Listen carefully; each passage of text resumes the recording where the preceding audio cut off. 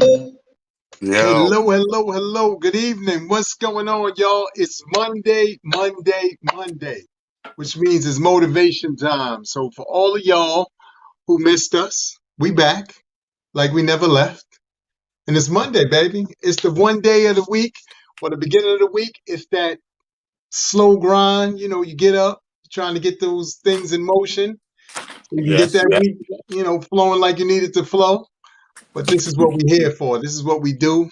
This is myself, Amir A. Sealy, and that man to the other side of me is the one and only Talent. You know him from all the platforms and all the beautiful things you know him from. So we here today like we always are every Monday, just trying to drop some jewels, just trying to give you some things to smile about, some things to think about, and some things to take with you, add to your circle, make how life was a your whole weekend, lot bro? easier. The weekend was good, man. The weekend was good, even though here in New York, it was weather's choice. Mother Nature was all over the place. She had snow, rain, sun, rain, snow, 70. I was like, what are we doing here? Like, what is going on? So Well, that that was that just so you know that was across the board because I went from north of here all the way down 10 hours south of here, up and down the seaboard. It was the same thing. yeah. So it was, so that was one thing. Then pretty much I was in the house. The only one thing that I did that I hadn't done, I had been trying to see that latest Spider-Man because I love all the Marvel stuff. So I was like, let me finally see this damn Spider-Man. So I saw it yesterday.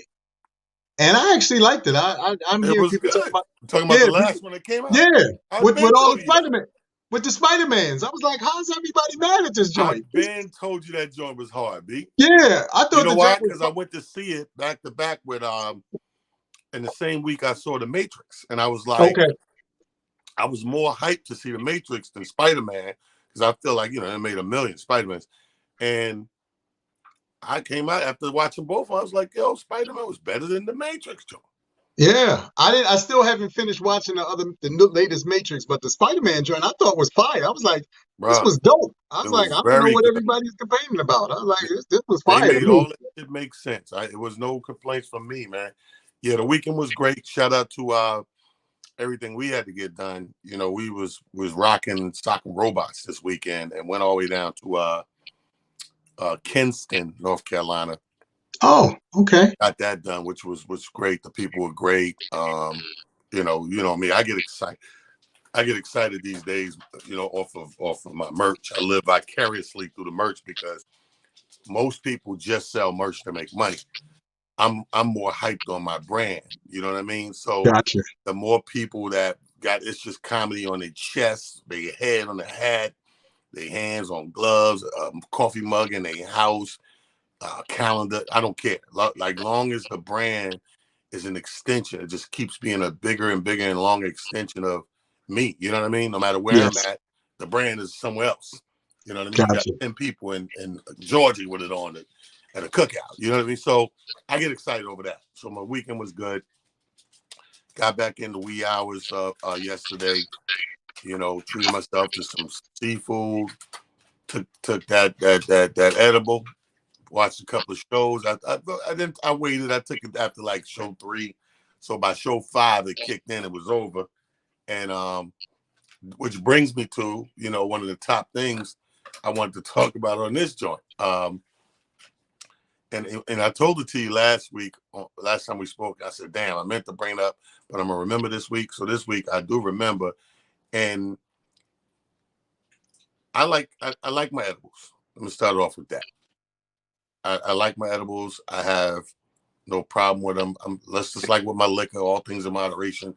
I'm good at that. But I notice a lot of people ain't good at that. So for real. So it made me it brings me to question, as a nation and as a people, are we too high? I mean, that thing, careful what you wish for? We've been wishing Yeah. for them to make marijuana legal. Why it can't be legal? Why I can't sell it? Why people are doing time?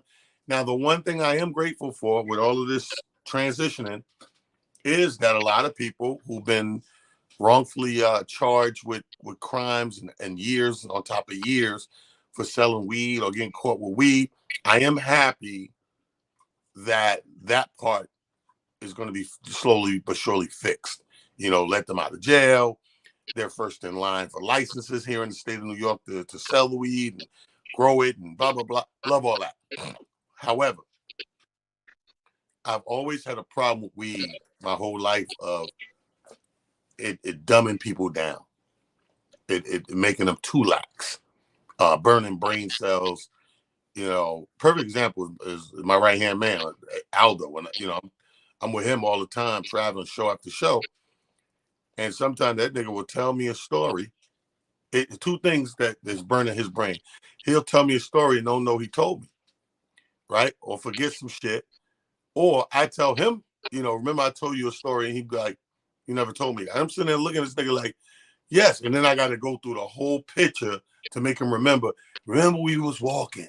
Remember you tripped over the quarter and hit your head, and I gave you up, and I handed you a napkin, and I told you, "Oh yeah." So between that, and I was in a barber shop last week, and just staring at two dudes who was high as hell, and it was the most non-productive few minutes watching these dudes. Maybe, and I'm saying to myself, and the only reason I think it came to me is because this war is going on right now with Ukraine and all that.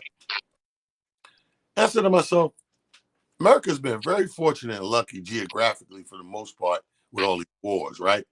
But what if we next to somebody, let's just say tomorrow Mexico turn into Russia, say, fuck that, let's go up there and get these American niggas, right? Like, so if that happened, we ain't ready for that shit, bro. We high as a I see niggas right now go, yo, where my gun at, B? Yo, niggas is invading us? Yo, you know what I'm saying? Yeah, that's it. What's so funny is, you're absolutely right. I mean, and I don't know if, like you said, it's weird because, it's funny, I was just having a conversation with my oldest brother, standing outside before I came inside to do the show. And I was talking about, having the blessings of 5 decades under, my belt. Yes, the first 10 I don't remember so much, but the next 40, I have vivid memories of. And when you think about, like you said, the getting high, because I remember in the 70s, heroin and and all that stuff, and you see the cats with the big arm.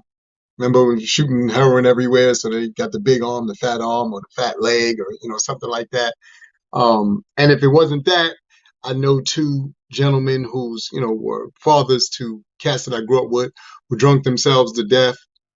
And it's interesting because I think our fixation with being high for some, besides it being something that's recreation, is a coping mechanism for a lot. Not for a lot, but for some people as well.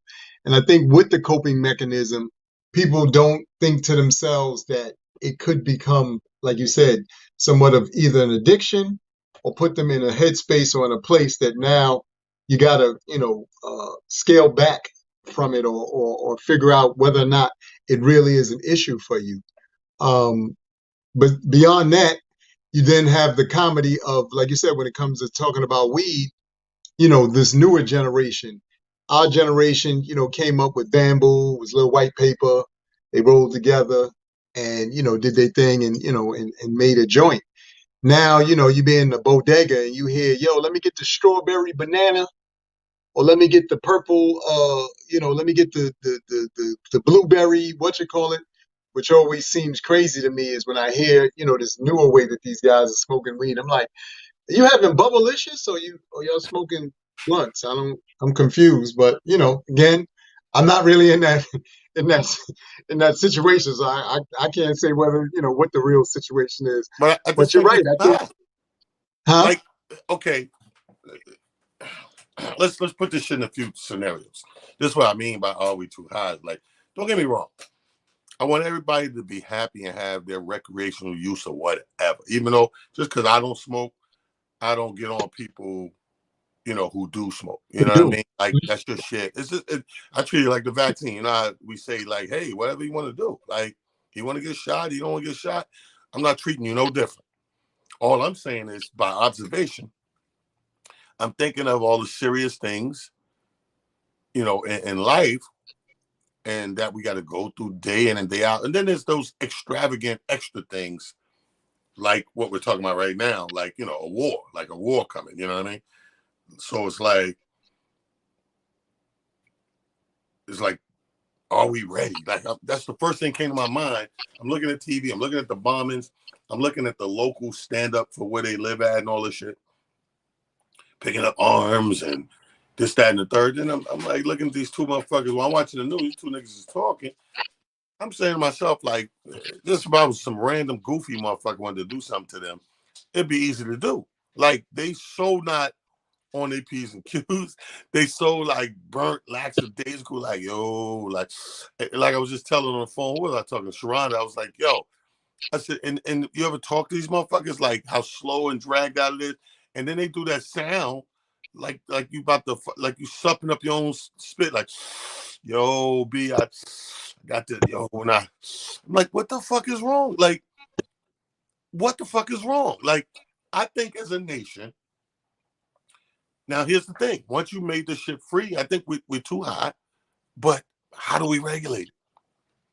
I don't know if there's a, I don't, you know, to your point, I don't know if there's a way to regulate it because in all fairness, when you look at the, like you said, your broader picture, first off, you know, there's these different recreational versions of it. So like you said, whether it's drinking, whether it's hookah, whether it's actual weed, whether, you know, believe it or not, somebody told me that crack is still around. I'm like, niggas are still doing crack. I don't even understand that one. I'm like, if that one didn't devastate the world enough, I don't know what y'all was paying attention to. But you got that. You still got heroin, you know, or whatever the case may be. So it's kind of weird because, you know, to your point, you see all these, you know, different formats of it. And then you just wonder to yourself. And then they, you know, had the new manufacturer stuff in there for a while. Remember the stuff that was coming up in the news that you could supposedly really buy, like in the bodega, and people was either dying or they were so high, motherfuckers were just in the middle of the streets, just, you know, sleeping. You're like, yo, I'm looking like, no, anything that puts you to sleep immediately after taking in the middle of anything, that's probably not a good thing for you to do. I'm just gonna put that out there. I know it doesn't say that on the warning label. No, it doesn't say that on the warning label, but I'm just telling you from experience. When you standing outside of a bodega and you got at least 5 people doing this, just frozen, you're like, look, that I don't But think keep that's it something real. you. That's the problem. The problem Yeah. is it makes all the sense in the world. People need to wind down. Hence the after work drink. You know, Yes. the wine. You do need that. I can't deny that. But again, same way I say the same thing about my drinking friends. Motherfucker, if I see you drinking hard liquor in the middle of the day, and like a regular day, we ain't in the Caribbean, we ain't on vacation, like just a regular day, you come over and I smell all this shit, and it's 12:48. I'm like, yo, like, so that's what I'm seeing a lot of with weed. I'm seeing a lot of around the clock weed smokers. Like, yo, I'll be right back. Boom, boom, boom. Come back to talk a little bit. Boom, boom. Be right back. Taking these breaks. And I'm like, is it good? Because it is, like she just put in the comment, it relaxes you mentally and physically, blah, blah, blah. Absolutely. And you're entitled to that. But what happens when you're doing that around the clock? Yeah. And You know and what I and mean? and there's and you have to, you know, like you said, really think about that because in any given moment, the circumstances could change in the blink of an eye. So as you just like you said, as you started this with, are we prepared for that? Because in theory, yes, in your mind, it's just like anything else. In your mind, you know how often you say you're prepared for something until it actually happens, and then you're like, oh shit, wait a minute, what am I supposed to do? How am I supposed to handle this, that, the third? We have become so you know, so enamored with trying to like I said, dull the pain because there's a lot of that. We don't think about, you know, that. I brought it up before. We're a very traumatic group of people, just in general. Not everybody, but in general, we're a very traumatic group of people. And I think one of the real caveats of, you know, what we find ourselves having to deal with is these traumas that are a constant reminder. So, you know, childhood trauma, a relationship trauma, work trauma. Like we literally have trauma after trauma after trauma. And I think to your point, why we may be seeing so many people doing these various things is because they're trying to find a way to not cope with their issue, good, bad, or indifferent. And that's not always the greatest thing to do, because sometimes based off of doing something along those lines, you could come out of it in a worse situation. I saw the craziest, not craziest, but I saw a very interesting video yesterday with this gentleman who was talking about being in jail. And he said he was in there with another gentleman who had life. And the guy asked him, he said, how many minutes did it take for you to, get to, come to jail or be in jail? And the guy was like, what do you mean? He's like, how many minutes did it take for you to, get in jail? So he said, yo, let me see your papers. He read the dude's papers. The guy had done a robbery. The robbery took 5 minutes. So 5 minutes, a decision of 5 minutes got him 20 years. This is true story. A decision of 5 minutes going wrong got him 20 years. And when he said it in that perspective, I said, wow. So that's something to think about. When you're doing certain things, you got to think to yourself, in this time frame, after I come out of it, if God forbid everything goes right, you're good. But let's say something goes wrong. What do you do in that moment? Because to your point, going outside, I was only out there for 2 minutes, smoked a joint. But then you came back in and maybe unfortunately started a fire by accident. You didn't do it on purpose, but you started it by accident. So 2 minutes of this turned into burning your house down. You understand what I'm saying? Like we don't really think about how quickly things can change or how instantaneously things can change. Yes, obviously, when death happens to us or things of that magnitude, it seems to take on a sense of urgency for us and to us. But I think we have to start applying that across the board, even for some of the simpler things that we experience in life. And that's what makes this journey such an interesting journey, is the fact that until you hear other perspectives, you really don't think about like, wow, I didn't even think about it from that perspective. Because I'm telling you. That's going to be the first chapter of my book. 5 minutes of humping. Boom. I'm a dad. Dad for life. Fuck 20 years. So here's the thing. Okay. We have a guest today. I'm going to ask him because, he's like me. He's on the scene. He's in the comedy game. He's around a lot of this shit. You know him, my good friend, your good friend, comedian John Phillips out of Philadelphia. Welcome to the show. Let's bring John in here because I want to know what the hell. John was worried when I sent him the link. John said, for what? Right. What? This motherfucker is the only nigga I know always act like the feds is looking for. I said, yo, send it link. Come on and show it. Whoa. Who's going to be on there? What the fuck are you running from? He ain't speak. He ain't say nothing. He just sent me the joint. I'm like, I don't know what this is. I hit him with all the question marks. My bad, yo. Johnson, I'm not going down today. I ain't going down. I ain't squealing on nobody. I need to know. I need to know. I'm trying to be off the grid. This nigga's always trying to be off the grid. And the funny thing, the people he's running from, they've been fired this nigga. They don't even think about it no more. Some papers are filed away somewhere. And he got his little package. The union signed off, but they've been stopped looking for this nigga. He's still, I gotta be off the grid. Off the grid. Listen, hey, man. Real question. Hey, what's going on, John? Salute, bro. What's up, man? What's going on, bro? Opinion, bro. Today, the first thing we talking about is motherfuckers getting high. Are we as a people and a nation too high right now? Well, you told us that we can't look at the world sober. True. 24 hours. I said 24 hours. You can't look at this world sober 24 hours. You can't look at the world sober. So some people habits maybe they deal with a lot of pain, so they have to function off that drink or that high. If not, then you don't know what. But that might be that medicine for that person. I can't all the time. I don't know. You got to have some kind of something. I don't know. They do that more than they eat. Yeah. That don't scare you, bro? Like, I use the analogy and the example of, because I keep every day on the news, everything Ukraine, and Russians that marched over there, shot this nigga. If somebody marched over there to shoot us, then we done. And your joke, you say you can't move. You fucking edible like this.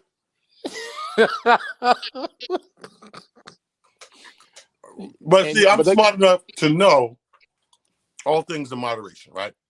Mm-hmm. You got to live by that. So, right. I opened up the show saying, although I've been introduced to edibles and I could deal with edibles, I like edibles, I do still strategically take my edibles. Like, I don't just take an edible every day. I can't do that shit. I got shit I got to do. I don't need to be stuck. Edible is right there. I file that shit away right there next to corn liquor. Moonshine. Right. Oh, bro. It's in the same file cabinet, nigga. I know when I'm on the moon, when I'm on that moonshine, ain't nothing getting done. So I don't do it until I got a day when nothing needs to be done. I can't let nobody down. I'm not fucking losing no money. I'm not hurting no feeling. I could afford to be stuck on stupid these hours, right? Same thing with the edibles. I don't take it every day because I might, I got to get up in the morning. My man, even tomorrow, my boy's burying his father tomorrow. I got to get up for that. So I'm not taking an edible because an edible, I get too comfortable, sleep too well. You know what I mean? So I'm not doing that tonight. If I had a gig, I had to get up the next day, catch a flight, go to the next gig. I'm not doing that on those work nights where the morning counts. You understand what I'm saying? But what I'm finding, John, and when I'm out in public, I got to be honest. And it ain't even the edible niggas I see in public. It's the weed niggas. And these niggas is fucking on slow-mo. Yo, you know what's crazy? I remember before you could tell about your Chinese store. Your Chinese store, everything is backwoods, and every Chinese store you go to, there's so many papers that you can smoke weed with in now. It's crazy. It's more than that than the actual menu of the Chinese store. That's the new cologne. That's the new cologne now. You pass anybody walking by, half of them smell like weed. It'd be a pretty girl to come in. It'd be a pretty girl to come in a gas station or something like that. She'd be like, "Yo, let me get 4 backwoods." You'd be like, "What?" True. You're absolutely right. What's that wake and bake? What's that wake and bake? They do it before they even pray. They wake up, roll up, and smoke. Yeah. It's such a and like I said, it's such a different version of it. Like I said, it's not to say that we didn't have weed all day, like I said, but the joints was this damn big. You know what I mean? Like a whole and here's what I always laugh about. The joint was this big. It was 12 niggas pulling off a joint that goddamn big. Now the blunts is this long, and that's for one person. Like it's the weirdest thing. You know what I'm saying? Like I be back in seeing the day, people the joint was this post. big. Puff pass, whatever. Now the shit this big. Yo, son, you gotta roll up your own, my nigga. Nah, I'm not sharing whatever, none of that shit, nigga. How many videos you see somebody just taking a video of themselves just smoking? You could be in a club, a hookah spot, they just sitting outside and they caption be minding my business. Okay. Man, that upsets me, man. That kills me. Let me tell you, this one I knew it was a problem. I knew you about to say something. When the weed niggas start taking more breaks than the cigarette niggas. This one I knew was a problem. The cigarette niggas, y'all don't realize. Let me explain something to y'all. Shout out to the cigarette niggas because even though I don't like cigarettes, we owe them a great deal of respect for one thing. They were the actual niggas who got the breaks at work for people. It was the cigarette niggas. They used to be just straight one lunch break. You come in the morning, you work to your lunch break, you go back to work, that was your day. The cigarette niggas, there's so many of these niggas.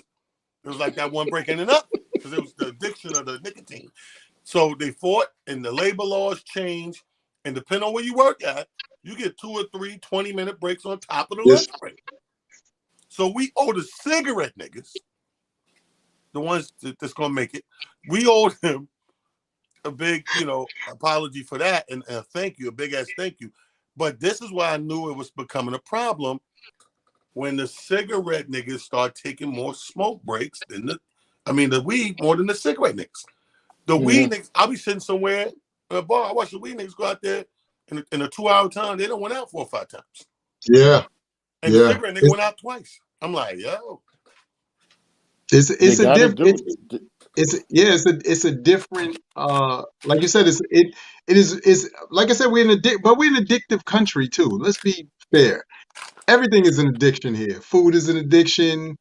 Like you said, alcohol, drugs are addiction. Everything's an addiction here in some way, shape, or form. because of the presentation. You know what I mean? Like they present stuff or inundate you with stuff. And Talent, you've spoken about this, especially like you said, having worked in radio and television. They continue to hit you with it over and over again until you have to submit to it just because. You'd be like, you know what? I didn't even need a chicken sandwich, but I think I'm gonna stop by Popeyes. Let me give me the chicken sandwich and KFC on the way in because I just want 2 of those biscuits or whatever. No, I'll give you a perfect example. Outside the back of every comedy club or green room, half the comedians smoke weed. Yeah. Wow. I don't know how they do that. I say it's more than half right now, John. Is that right? Wow. Yeah, I say because you know why? Because a whole generation that came in that ushered in the most recent 2 generations, meaning 10 years behind me and more than 10. Those 2 generations coming up on the weed. They're the weed generation. So they're being raised on the legalization and all that shit. You know what I mean? Mm-hmm. So the old dudes, 40 and up, you know how it is. They 40 and up, so they kind of set in the ways. They got a program already. They stick to the program. They're not doing. It's hard to get them niggas to cut off cable and pay for streaming. So they ain't gonna change how many puff passes. You know what I mean? That's a fact. You can't get an old nigga off cable. That's what I spend most of my time doing, by the way. Talking to some old nigga trying to get them on this $13 a month thing. They don't want to cut that off. No. But the crazy thing is, right? Take when it was COVID, everybody was like, "Oh, wear your mask."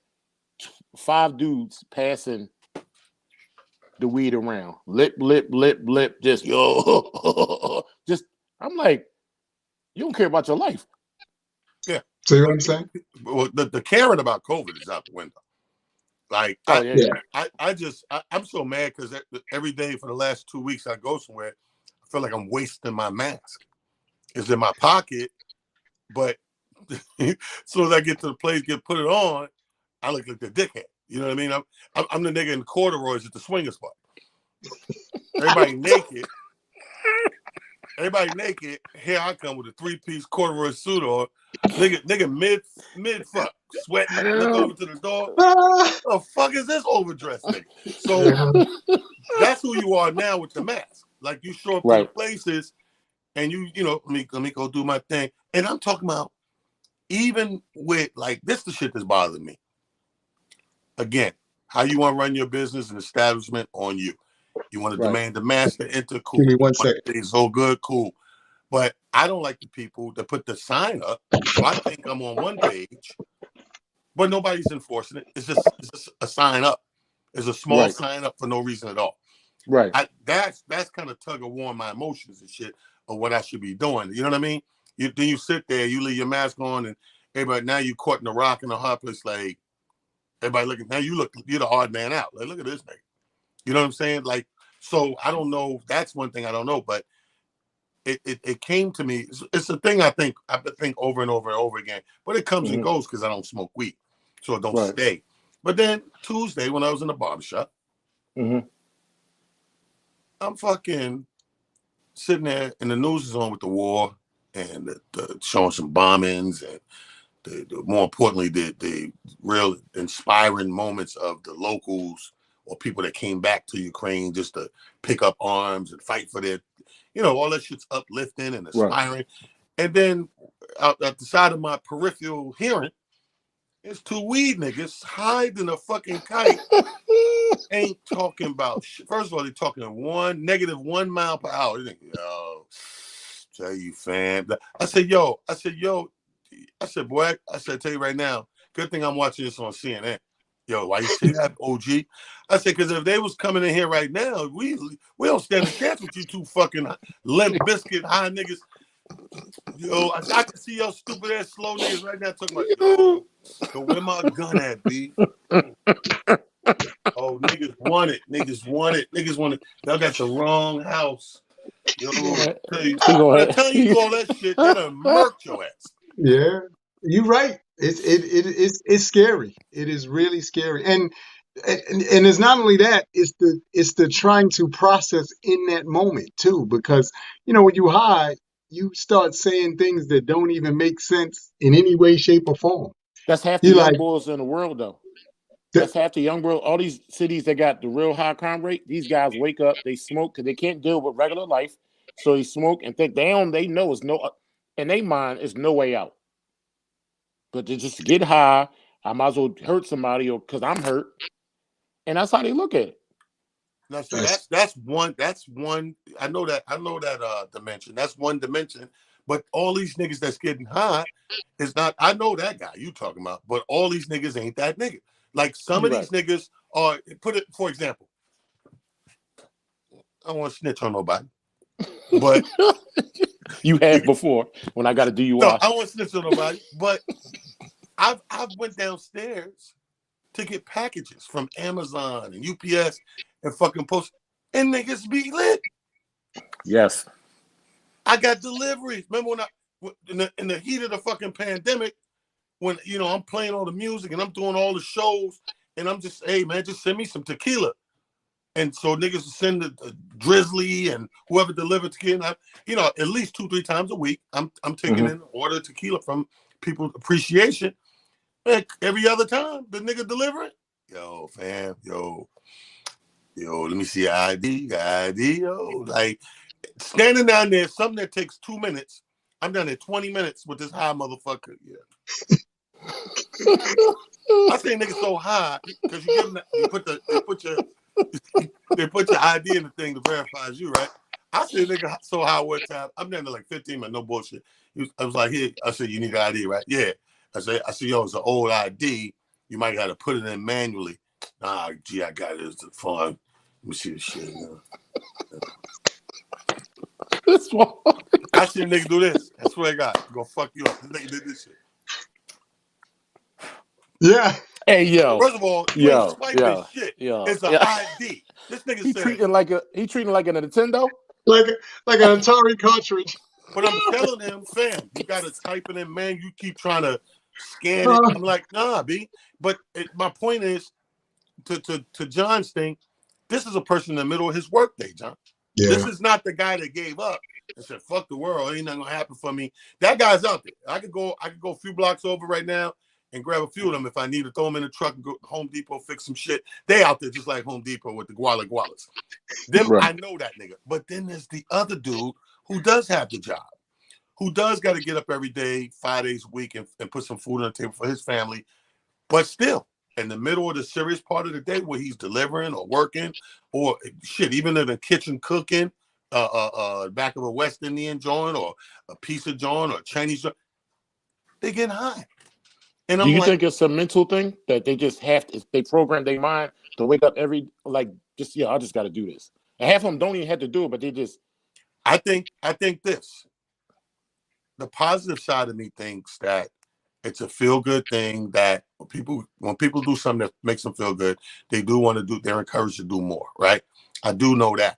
But I also think that we may need to start looking into the components of all of this new weed and all this shit, because it's striking me as the beginning of cigarettes. I'm telling you, like niggas have always smoked weed my whole life, but now they're smoking so much of it and around the clock, like all that moderation shit is out the window. Are we looking at what the early times of cigarettes all over again? I think so, because they got so much. They have so many styles of weed. This is for you to go to sleep. This is to calm your nerves. This is to make you hyper. I have never seen that shit with weed back in the day. My mom used to always smoke. She had one high. That was it. She did fuck us up, but she go to sleep. That was it. It was no, you know what? I might be sleepy, right? I need this to go to no. This is the new shit now. Yeah. They got so many. It's like ice cream. How many styles of ice cream is it? She just said, "What's a guala guala?" Let me explain something to you. Guala guala is the word I made up. So to be, because sometimes you call people shit and they get offended because it's racist and all that. So I made up a word to cover all of these motherfuckers from all these places. It ain't no spick. It ain't no wetback shit that they've been frowning upon. Guala guala, you could be from Guantanamo, you could be from South America, all of these different places, but they're the same type of origin of person, like people coming from the Orient, right? All the motherfuckers are kind of the same. The Mongolians, the Japanese, the Chinese, the Filipino. But when you call them Oriental, that's disrespectful. So you have to say Asian. Bro, I haven't heard Oriental in so long. I used Remember to that say shit? that, and Back in the day, that's what we said. Little Oriental nigga. They was like, yo, you can't say that shit. I got cussed out for saying the describing a female as a lady, like ladies. They were like, no, let's just say the dogs. I'm like, I didn't even know. Lady? They changing this shit. I can't even say ladies now. I was somewhere and I literally got cussed out by these two females. I was like, for what? Don't talk to us like that. I said, ladies. Now we not dogs. I said, I didn't say. I said, I'm setting myself up. I just left it alone. Yeah, you about to see, you need a joint. You need a joint. So, like my point being is, you know, I think it's different people out there, but the fact that they're all finding common ground and that same over puffing, let's say over puffing, over smoking. That's, to me, somebody needs to look into all the actual ingredients, because this is not your grandfather's weed. Let's just be real on that. It's a reason. Careful what you wish for. It's a reason that it's legal to possess and sell now and be regulated by the government now. Yeah. But what is actually in this synthetic new strands that is making motherfuckers smoke around the clock? This shit I'm getting a little notion like, yo, maybe it's cigarettes all over again. Yeah, no, you're right. That's right. That's a good way to put it. The cigarettes all over again, because you don't know what coming. Not unless they do the little medical marijuana and they send you, the different styles. But the guy on the corner, he ain't got no ingredients in the. It comes with. Because I feel like sometimes I take an edible, I'm like, it's heroin in there, man. Because there's no way that I'm nodding like this. I'll be fucked up. Well, see, here's the thing too. You gotta take in consideration, John. Whatever drugs you take today, you still have the residue of all those drugs you did all the years. So don't think all that cocaine is out of your system. You understand what I'm saying? So sometimes you take some new shit. Now you put me on cocaine. I didn't even know I did that drug.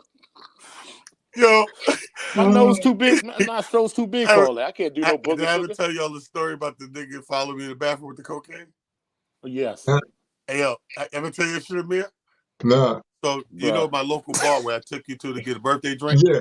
Uh-huh. So, and one thing about these small towns, these little local bars, the old jacks, that's what they do their thing, So, I mean, I know it, I know it in the back of my head, but I've never seen this shit. I just know it, and I hear about it, and, gossip mill, who do what, whatever. So there's one dude, I don't see this motherfucker hardly ever, right? He look like, mix Indian mix, whatever, but he cool. I know the face. So the bar is like a fucking square, and I'm sitting over about where we was, man. So to go to the bathroom, you got to do this, come all the way around. Yeah. So as I'm going all the way around, you just make like a little eye contact. So I do the whole, so shit ain't awkward, like, tap on the shoulder, like, all right, my nigga, Clearly, I don't know the drug lingo in the streets no more. So I do like this, my nigga, and swing open the bathroom door. I swear to God, I'm maybe a centimeter from zip and pulling my dick out to pee in the urinal. I do like this because I've heard something behind me. I do like this. The dude's right there with the little bag of cocaine open. Hey, go, bro, you want? I said, hey, wait, no, my dick ain't even want to pee no more. I was like, no, I'm cool. He's like, oh, okay, just put it away real fast and just start talking about comedy. He put the shit away. It was like, so when you're next show, I was like, nah, nigga, hold up, like. You just gonna try to hand me coke. You just gonna try to fuck my coke. I was at the counter like, and everybody's like, yo, you good? I was like, nah. I said, yo. I said, I don't know. I'm losing my streak. I don't know the signals. This is what you talking about. I tapped that nigga with the what up. That nigga came with the ooh wee. I was like, yo. Yeah, he told me that shot's cracking. But anyway, so back to the thing, like, I just think that on a productive level, that's why I brought it up on Motivation Monday, because we're on here, we're constantly, telling people, giving them a different way to look at things, and maybe that's not so, and maybe you could, reestablish yourself this way, and, don't look at Monday the way you normally look at Monday. The one thing the pandemic did when it came, kind of blended days and times. Oh, for a nice minute. it blended the days and times. Like it blended because you didn't even know the what world was shut what. down. So Monday didn't mean to be Monday no more. You know what I mean? Every day was Monday, or every day was Friday, or every day was Wednesday. It didn't matter. Like I literally I have a tick, a verbal tick now to say what is today. I swear to God, no matter where I'm at, every day, at some point, I don't know if it's early or late, I'm gonna say, what's today and whatever the day is. To myself. Like out loud though, but to myself. Like you know what I mean? Like rhetorical. I'm gonna be like, it might happen when I hang up off the show. I'll be walking, getting showered, and I'll be like, what's today? Monday? It's a tick now. I do it every single day without fail because the pandemic blended everything. You know, and us as comedians in this business, we had to rethink the game because on those multiple show nights, especially, people got a notion in their brain from the pandemic and the COVID that even when they wanted to go out, if I could go out earlier and get it done and get home earlier, as opposed to, you know, pre-pandemic, you got a 8 o'clock and a 10 o'clock show. The 10 o'clock show selling first. It's not like that no more. Now it's vice versa. We used to have to talk people into the early show most of the time. You know what I mean? Now you got to talk people into the later show because it's blended time and days. So in a time like that, I understand a lot of us self-medicating, going a little heavier than we normally do because we can't see the forest through the trees. We don't know what tomorrow's going to hold, how long. Let's just look at something like the lockdown. How long am I going to be locked down? Nobody could tell us. Yeah. Do you judge the say like when we was all home, right? We all drank. We all poured our own drink. Do you get disappointed when you go to a bar and they don't pour like you pour? No, because here's my thing. I'm a realist with drinking. I don't give a fuck. I'm a realist, and I know looking at it from a real lens. If these bartenders poured like we poured at home, niggas, somebody died. You still gotta get back home. Of all people, John, you asked that. Yo, I'd be like this. I'm like, I'm gonna do a little bit more. You know what, John? To answer your question, I think the thing that bothers me, it don't be that. It be the fact that your choice of drink, but either they swapped it or they mixed it with something else. They do that, and people, you gotta pay attention because they do that. That's like when you go to the islands, you're not getting full liquor. They done did everything that it is. Just you like this. You like, look, I know talent is Casamigos king. So you be like, this not Casamigos, bro. I know what Casamigos tastes like. You can't fool me with. Yes, I saw you pour it from the bottle and the whole nine, but I know what it tastes like. You don't even frown your face when you take a shot. You be like, wait a minute, I didn't even frown. Yep. But you know something wrong. Quiet as kept is the same way the black man is with his barber. He find a good barber, and he stick with that motherfucker because the next nigga will zeke your shit. Same thing with a bar. You find a good bar, a trustworthy bar, and you know you drinking whatever it is you're drinking, you kind of stay there. Yeah, you might have a drink selectively at other places, whatever, but right away, I ain't gonna say no names. Like again, I don't like to hate on people's businesses, but there's a couple of bars that me and my little crew, we do like this. Like if somebody we know throwing something in there, we might stop by, and we know because we done spoke amongst each other, so we know to get a beer. Ain't nobody. I say the same thing. I say the same. I just know if you're bad, like the object of comedians, like we provide a service. We want people to come back to the next show. Bartenders, they want you to come back. But if you get that bartender ain't paying you no mind, you're like, oh, she just want my money. I'm not coming back. She ain't making nothing right, or he ain't making nothing right. It's just that. It's just I just don't hear no complaints from weed smokers. That's all. Yeah, we're going to get back to that. Breaking news just came in. A good comedian friend, Bob Saget, a Florida judge on Monday blocked the release of certain records related to his death by the investigator. For you know how you do the autopsy is supposed to come out. The family's blocking it for privacy concerns. Bob Saget had some shit. Chances are Bob Saget had some shit. Will your family block that? Well, the big deal about, some of that stuff is, then people have their opinion, obviously, of whatever. And that's just the nature of us as human beings anyway. But to preserve his legacy as it currently stands, regardless to what side of it you stand on. Mm-hmm. I kind of understand, the family possibly doing that.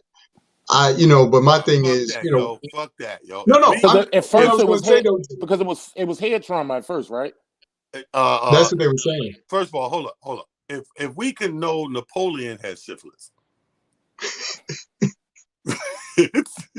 see how biased Americans are. Ain't nobody say shit when we know Napoleon had syphilis. This nigga got a little clap or something. They don't want niggas to know, and you say, "Yeah, I can understand." Now, fuck that, Bob. Fuck that, Bob. Hey, yo, hold up real quick before we get serious again. Me and Aldo was cracking up at phrases that really mean what they mean. Like, we laughing at fuck all that. Like, you ever hear niggas say fuck all that? Nigga really mean, but the shit before he say fuck all that is very important. Very deep information, but he's just concerned with what he concerned with. You'd be like, yo, fuck, where's my money? Hey, man, listen, my mother got sick. We had to put the money towards the chemo, and then the ambulance cost a lot of money, and the hospital want to stay money. That nigga go, man, fuck all that, B. Where my money, B? Like, nigga, you didn't just hear me? This was very deep, the stuff I was just saying.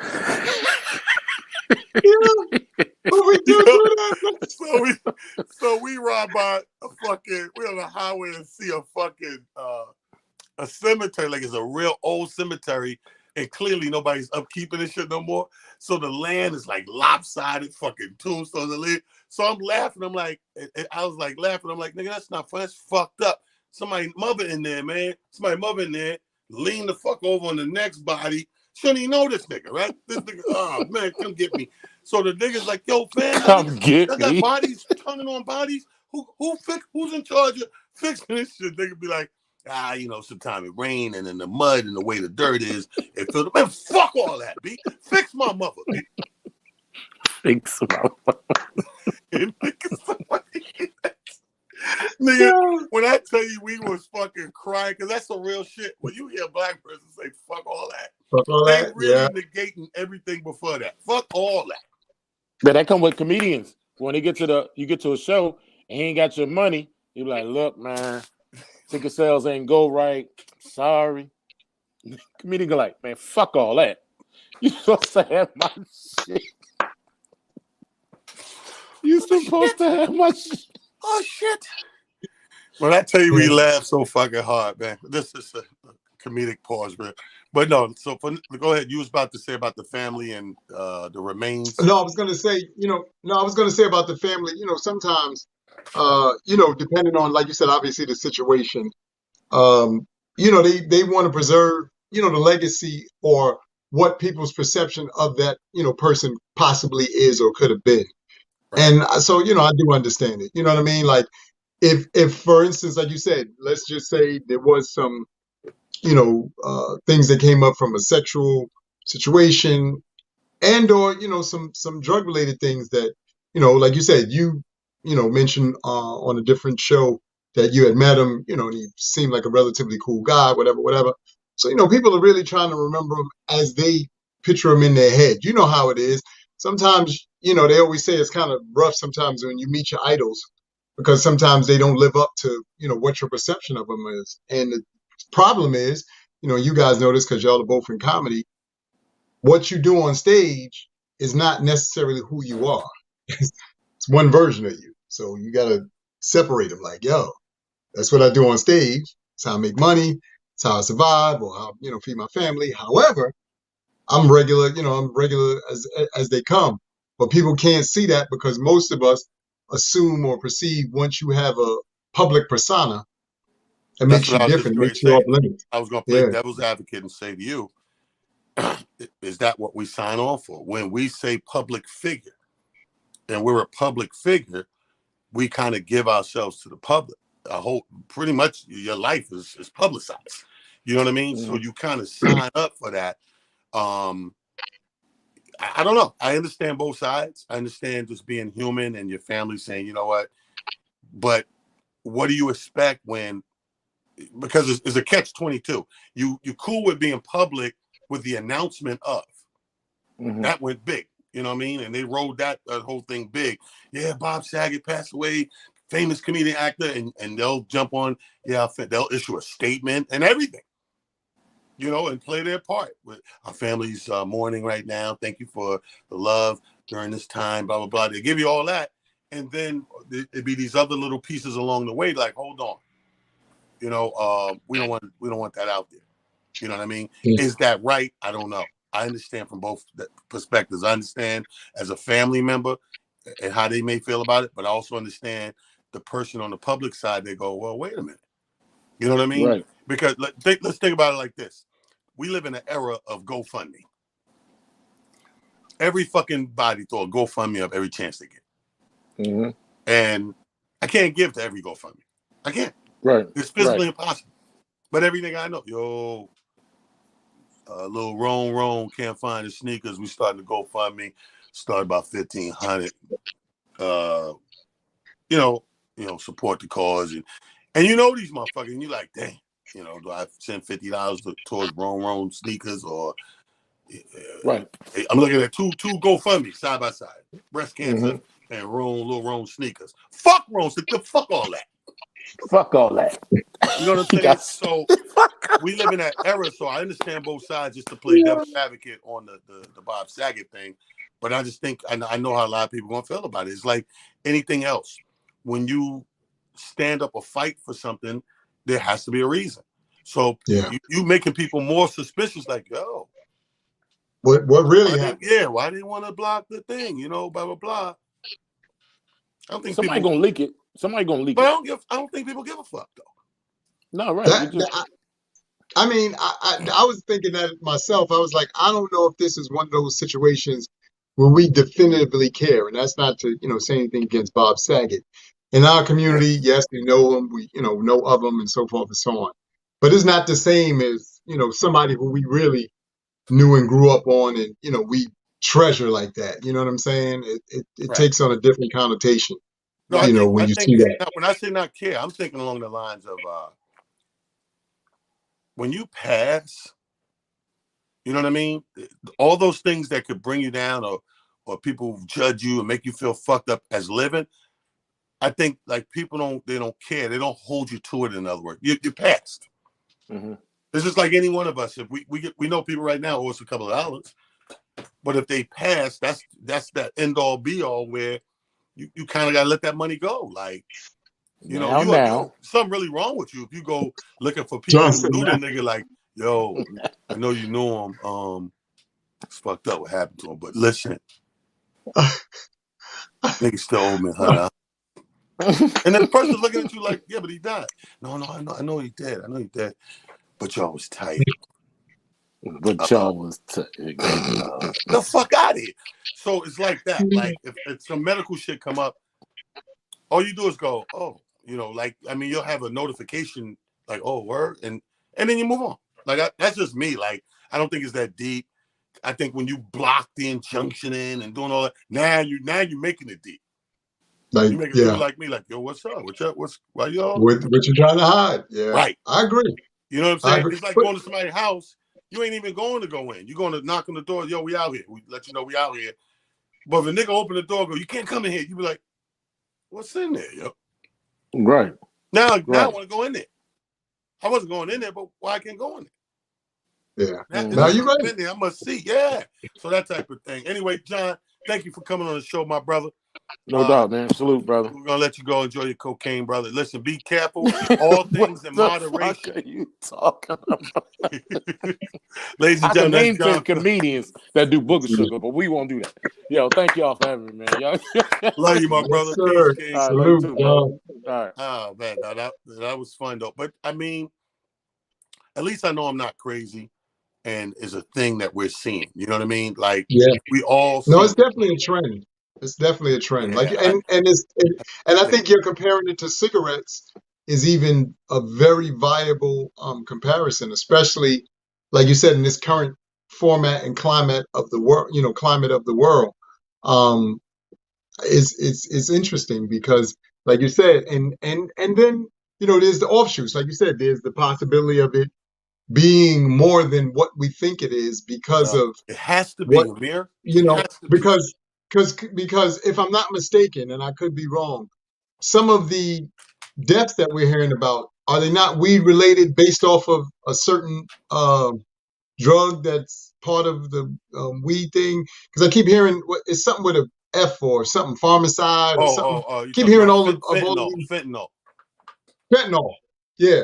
So, it is interesting, like you said, that we keep hearing these little nuances, and it's like, are y'all paying attention? And that's why I said, I know that again we're in a different stage, a different setting.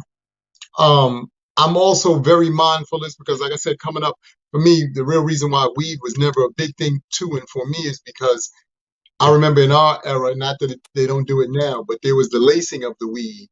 And there was always at least one person in the neighborhood who got caught up in that, and they were never the same. Like they were somebody who you cherish, you respected, or whatever, but then they got that one bad trip, and they was never the same after that. My And sister. it's weird, So I that's what always made me kind of stay away from it because I was like, man, I don't want to be that guy. I don't that don't make sense to me. You know what I mean? And that's not to say, that's gonna happen to you, but you just never know sometimes. Yeah, it's a shame. By the way, if my thing cuts off before these last 3.5 minutes, just wrap it up for us. That just means my battery died. Yeah, but so Motivation Monday, people, if you tuned in late and you're like, what the hell are they talking about? Why are they talking about weed?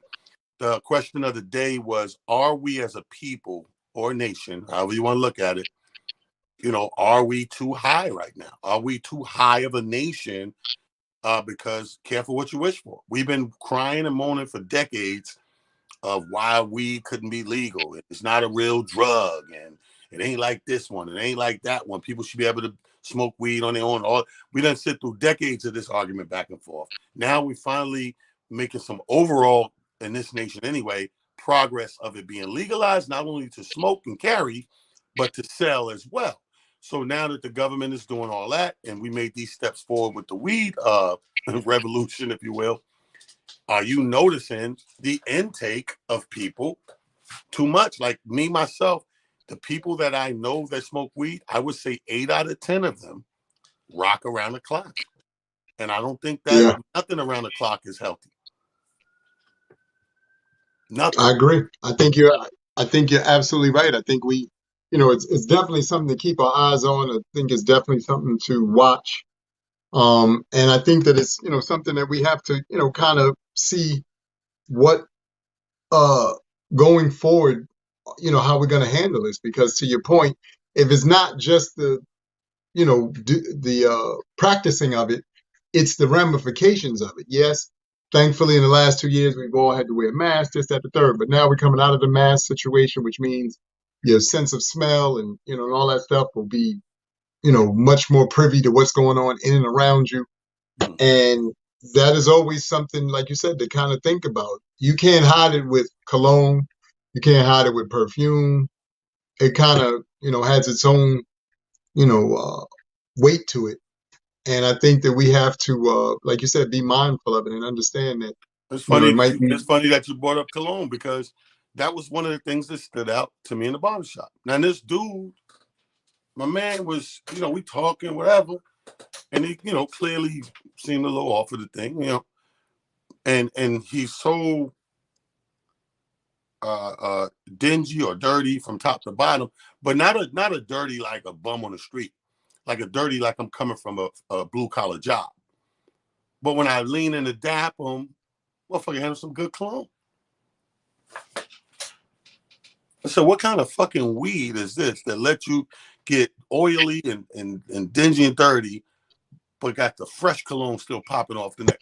But first of all, when I go to when I do something physical, the last thing I'm thinking about put some cologne on. I put cologne on when I get out the shower, throw some clothes on, I'm going somewhere, I'm gonna be around some people, blah, blah, blah, whatever. Don't make sense the other way, all the way around. But hey, you never know, to each his own.